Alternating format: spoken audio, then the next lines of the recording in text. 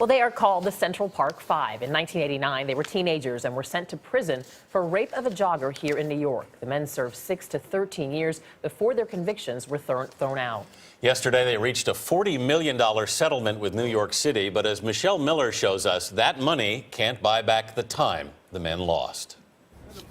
25 years after being convicted for a crime he didn't commit, Kevin Richardson, one of the men known as the Central Park Five, feels vindicated. Now it feels great to have a voice, because in '89 we didn't have one. All we wanted to tell y'all that we didn't do it. In 1989, Richardson and 4 other teenagers between 14 and 16 years of age were arrested for the brutal rape of a 28-year-old white female jogger in New York City's Central Park. She was dragged down the bushes near what is called the Lock, where she was beaten and sexually assaulted.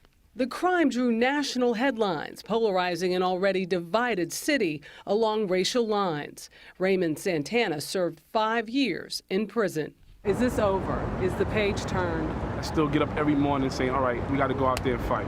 It's like we haven't even been exonerated. You know, that's how I view it.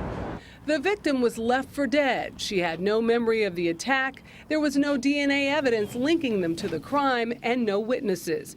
The case was built on videotaped confessions. Yusuf Salam was 15 years old. I met Raymond Santana in prison. Yeah. We didn't know each other. We didn't know each other. And they painted this picture as if we all knew each other. We all got together and said, hey man, let's go hang out and do this. And that's not what happened.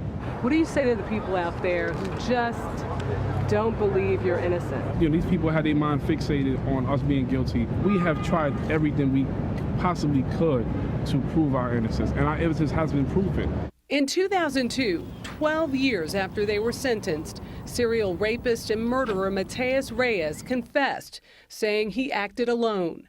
The DNA evidence corroborated his story, and a judge threw out the convictions. This is a victory story now. This is a perseverance story. This is a story about fighting the good fight and winning.